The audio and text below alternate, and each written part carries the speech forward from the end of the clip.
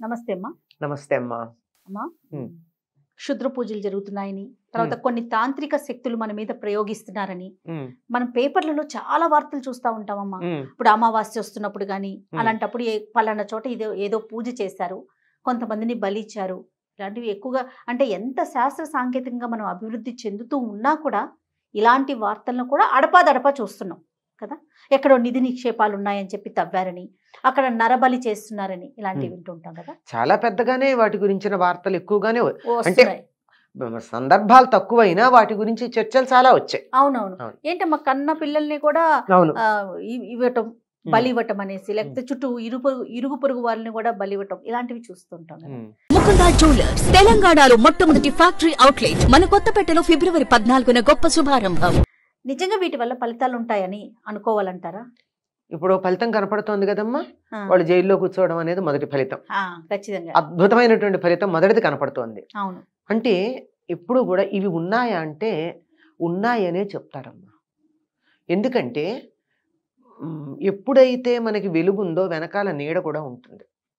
ఉమ్, ఆ నీడని పట్టుకుని దాని మీద ఆశపడేటటువంటి వాళ్ళు ఉంటారే, దానిలో ఉండేటటువంటి వాళ్ళు ప్రయత్నం చేస్తారు కానీ ఫలితాలు పూర్తిగా ఉండవు. అమ్మా. వెలుగుకున్నటువంటి ప్రభావం కానీ ఫలితం కానీ నీడకిను చీకటికి ఉండదు.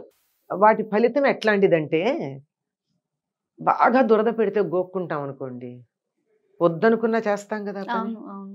ఆ ఉపశమనం ఎట్లా ఉందో అట్లా ఉంటుంది అంతే. కానీ తర్వాత పుండు పుండు పడుతుంది పడుతుందా? కదమ్మా. అది నేను చెప్పేది, అందుకే దీని ఉదాహరణ ఇచ్చా నేను. ఓ, ఇట్లాంటివి ఉంటాయమ్మా. ఆ, ఈ క్షుద్ర పూజలు చేసేవాళ్ళు మనకి కనపడుతూనే ఉన్నారు కదా. అవునవును. వాళ్ళ మొహాల్లో ఎప్పుడన్నా కాంతి ఉంటుందా? డబ్బులు ఉండొచ్చు, ఒంటి నిండా నగలు ఉండొచ్చు, ముఖంలో మాత్రం ఆ తేజస్సు కాంతి ఉండదు. ఆహా. మరి ఏ దైవాన్ని ఆరాధిస్తే తత్సంబంధమైనటువంటి కాంతి తేజస్సు ఉంటాయి. అవును, అవును. అట్లాంటిది వీళ్ళు చేసేటటువంటి దానికి అట్లా ఉంటాయి. క్షుద్రము అంటే పనికిరా అందని కాదమ్మా, తక్కువ, లో అని అర్థం అంతే. ఉహు. పెద్దది కాదు, చాలా తక్కువది, తక్కువ స్థాయికి చెందిందని. అట్లా చేసేటటువంటి వాటిల్లో అప్పటికప్పుడు తాత్కాలికంగా చిన్న చిన్న ఫలితాలు ఏమన్నా ఇస్తే ఇవ్వచ్చు కానీ పెద్దగా ఏముండవు. ఉహు. ఇప్పుడు సరదాగా మన వాళ్ళు మ్యాజిక్లు అవి చేస్తూ ఉంటారు, అవునవును. ట్రిక్స్, అట్లాంటివి తప్ప పెద్దగా ఉండవు. ఉమ్. కానీ వీటిల్లో ఉన్నాయనేటటువంటిది మాత్రం కొంత శాస్త్రం చెప్తోంది. ఉమ్. వాటికి చాలా జాగ్రత్తగా ఉండాలి. అమ్మా. మనం మామూలుగా చేసే పూజల్లో ఏదైనా ఒక యదక్షర పద భ్రష్టం అని చెప్తూ ఉంటాం. ఒక అక్షరం తప్పు వచ్చినా అవునవును. ఏదైనా పెద్ద ప్రమాదం ఏమీ లేదు, తెలిసి చేసి అయితే ఏమిట్లే అంటే తప్ప. ఆ. కానీ వాటిల్లో ఇంత తేడా వచ్చిన ప్రమాదం ఉంటుంది, చేసేవారికి ప్రమాదం ఉంటుందా? చేసేవారికి. ఆ. అందువల్ల చాలా నియమ నిష్టలు పాటిస్తారు. నాకు అప్పుడప్పుడు అనిపిస్తుంది, ఇంత నియమ నిష్టలు పాటించి ఇంత కష్టపడి శరీరాన్ని మనసుని ఇంత కష్టపెట్టుకునే బదులు హాయిగా సుఖంగా ఉండి సాత్వికమైన పూజలు చేసుకోవచ్చు కదా ఇటువైపు అనిపిస్తుంది. మళ్ళొచ్చు కదా. కాదు, అట్లా ఉండదు. వాళ్ళ లక్షణం అట్లాగే. ఆ. ఇప్పుడు ఇక్కడ మీకు మిరపకాయ బజ్జీని ఐస్ క్రీమ్ పెడితే ఎవరే తింటారు అన్నది వాళ్ళ జీవ లక్షణాన్ని బట్టి ఉంటుంది. అంతే అంతే. పూజాధికారులు కూడా అట్లా చేసేటటువంటి వాళ్ళు ఉంటారు.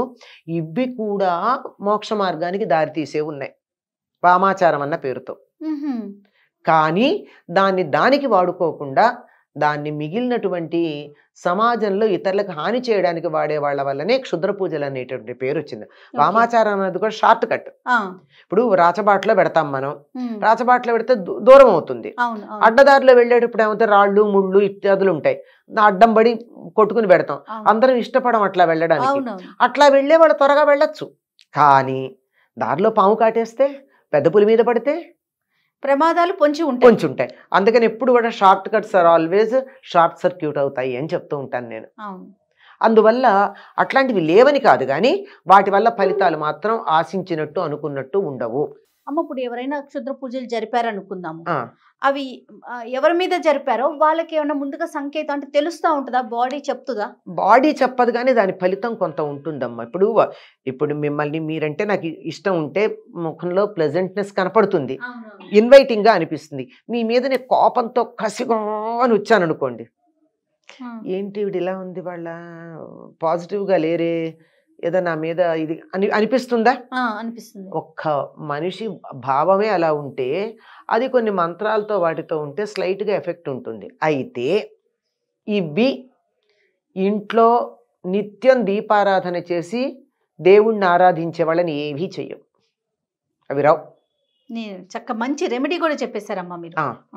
ఇంట్లో రోజు నిత్యం దీపారాధన చేయాలి, శుచిగా ఉండాలి. నేను దీపం పెడతా కానండి, వాళ్ళు ఆలస్యం అయిపోయింది, లేటుగా లేచాను, ముందర దీపం పెట్టి తర్వాత స్నానం చేస్తాను అనే పద్ధతి కాకుండా శుచిగా శుభ్రంగా ఉండాలి, శుచిగా ఉండి. ఎందుకంటే అవి శుచిగా ఉన్న చోటకి కొన్ని రావు కదా. అవును అవును, క్రిమికీటకాలే రావు, ఇవి ఎలా వస్తాయి? ఇవి రావు. కనుక శుచిగా ఉండే ఇంట్లోనూ, దేవుడికి రోజు దీపం పెట్టే ఇంట్లోనూ, పూజ చేసే ఇంట్లోనూ రావు.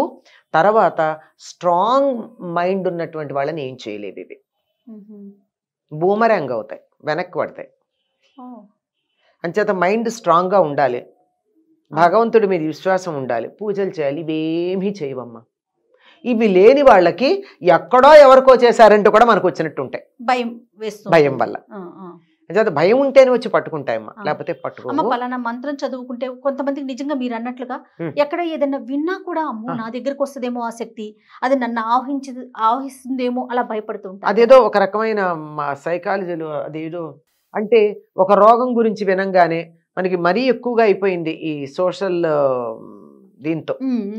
దాంతో ఏమిటంటే ఇదో డయాబెటీస్ లక్షణాలు అన్నారు అనుకోండి. ఒకరోజు కొంచెం ఎక్కువ దాహం వేస్తే నాకు డయాబెటీస్ వచ్చేసింది ఏమని టెన్షన్ పడి డాక్టర్ దగ్గరికి వెళ్ళే వాళ్ళు ఉంటారు. అవును అవునవును, అది కదా. అట్లాంటివి ఉన్నటువంటి వాళ్ళు వీటిని గురించి వినకుండా ఉండడం మంచిది. విన్నారు అంటే వాళ్ళు వచ్చేస్తుంది అనుకుంటారు, నాకే వచ్చింది అంటారు. అంచేత అలాంటి బలహీనతలు ఉంటే ఎవరో ఏం చెయ్యక్కర్లా, మన మనసే మన చేసేస్తుంది. అవును, అస్సలు ఎంత క్షీణించిపోతారంటే భయంతో అమ్మా, ఏదో జరిగిపోతుందేమో అన్న భయంతో. మనసేనమ్మా అన్నిటికీ కూడా. ఎలా ధైర్యం, మంత్రంగానే అలా ఏమన్నా పఠించడానికి హనుమాన్ చాలీసా ఇలాంటివి చదువుతారమ్మా? దైవనామం మీ ఇష్టం వచ్చిన దేవుణ్ణి తలుచుకోవచ్చమ్మా. మీకు ఏ దేవుడు ఎవ్వరూ అయితే అమ్మ అమ్మ అమ్మ అనుకోండి, కన్న తల్లి అనుకోండి, నేను అనుకోండి. లేదు వీటి మీద మాకు నమ్మకం లేదు, మేమంతా మా అమ్మ అంత గొప్పది కాదు, నేనంత గొప్ప, ఇలాగా మాట్లాడే వాళ్ళు ఉంటారు కదా. అట్లా గనక మనసులో అనిపించినట్టయితే మీకు నచ్చిన దేవుడు కాకపోతే కనీసం నచ్చిన దేవుడి పేరు మనకి వెంటనే ఏదో మంత్రం గింత్రం ఎవరు ఇవ్వలేదు అన్నారు అనుకోండి, ఇవి కూడా ఉంటాయి కదా గోల. అనేక రకాలు. ఒక మంచి పని చేయాలంటే 100 అడ్డంకులు, అన్ని ప్రశ్నలే, అన్ని మనం తెచ్చుకున్నవి. ఇవన్నీ ముందుకెళ్తే లేదు.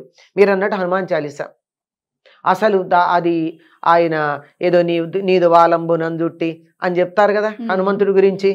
యక్ష రాక్ష భూత పిశాచాదులన్నింటినీ కూడా ఆయన తోకతో చుట్టి గిరగిరా తిప్పి అవతల పడేస్తాట. అంచేత ఆయన అక్కడ ఉంటాడు. ఆయన ఎప్పుడో వాగ్దానం చేశాడు. ఏమని చేశాడు? నిన్ను తలుచుకునేటటువంటి చోట నేను కాపలా కూర్చుంటానని చెప్పాడు కదా. ప్రతి గ్రామానికి బయట ఉంటానని పూర్వకాలం. ఇప్పుడైతే పెద్ద పెద్ద విగ్రహాలు పెట్టారు. హనుమంతుడి విగ్రహాలకి పెద్దగా మన గుడి కూడా కట్టరు, ఊరి చివర పెట్టేస్తారు కదా. ఆ పూర్వం ఎలా ఉండేది? ఒక రాయి మీద హనుమంతుడి బొమ్మ చెక్కి గాని వీళ్ళు చెక్కుకుని కానీ లేకపోతే అది బయటపడి కానీ ఉంటే ఊరి చివరి ఉండేది. ఊళ్ళోకి ఎటువంటి దుష్ట శక్తులు రాకుండా దాపేది. ఊళ్ళో వాళ్ళందరూ కాపాడతారు. అట్లాంటిది మన ఇంట్లో కావాలనుకోండి, హనుమాన్ చాలీసా చదువుకోండి, అమ్మవారి నామాలు చదువుకోండి, రామాష్టోత్తరం చదువుకోండి, రామనామం చేసుకోండి. ఇంట్లో ఎదురుగా హనుమంతుడి బొమ్మ పెట్టుకోండి.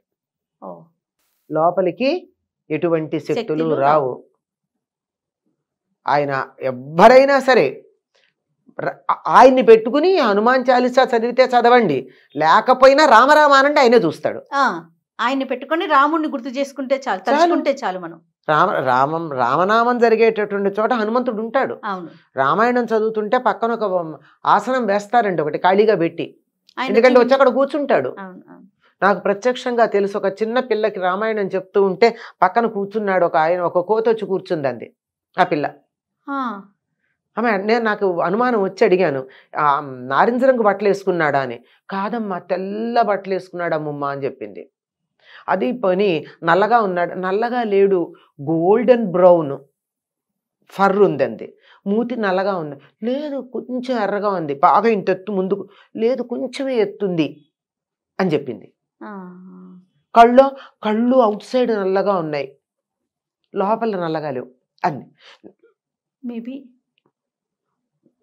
మొత్తం నేను ఒక వారం 10 రోజులు చెప్పాను. రామకథ అడిగితే కూర్చోబెట్టి చెప్పినంతసేపు నాకు అక్కడ కనపడుతూనే ఉన్నాడని చెప్పింది ఆ పిల్ల. 9-10 ఏళ్ల పిల్ల. నాకు కనపడలా. అది విశేషం. అంటే ఎక్కడ రామనామం జరుగుతున్నా అక్కడ ఆయన హనుమంతుడు ఉంటాడు. మరి హనుమంతుడు ఉన్న చోట ఏమీ ఉండదు కదా. తెచ్చుకోండి చిన్న బాలరామాయణం. బాలరామాయణం ఉంది కదా, మొదటి సర్గ 100 శ్లోకాలు ఉంటాయి, అది చదవండి. మొత్తం రామకథ అంతా ఉంది. లేదు నామరామాయణం ఉంది, అది చదవండి. లేదా హనుమాన్ చాలీసా చదవండి. ఇది ఏదీ లేదన్నట్టయితే రామనామం చెయ్యండి. ఏ శక్తులు రావు. అవి లేవు అండం మాత్రం అసత్యమమ్మా. ఉన్నాయి, మన దగ్గరికి రావు అంతే. ఇప్పుడు గాలిలో కరోనా వైరస్ లేదా? ఉంది కదా, మన దగ్గరికి రాదు. అంతే. మన రక్షణ కవచం పెట్టుకున్నాం. అవును. అంచేత అన్ని మంచి ఉన్న చోటల్లా చెడు ఉంటుంది. అమృతం వచ్చిన చోట హాలాహలం కూడా వచ్చింది. అట్లా అన్నీ ఉంటాయి. మన దగ్గరికి రాకుండా మనం జాగ్రత్త పడాలంతే. రైట్. నమస్తే అమ్మా. నమస్తే అమ్మా.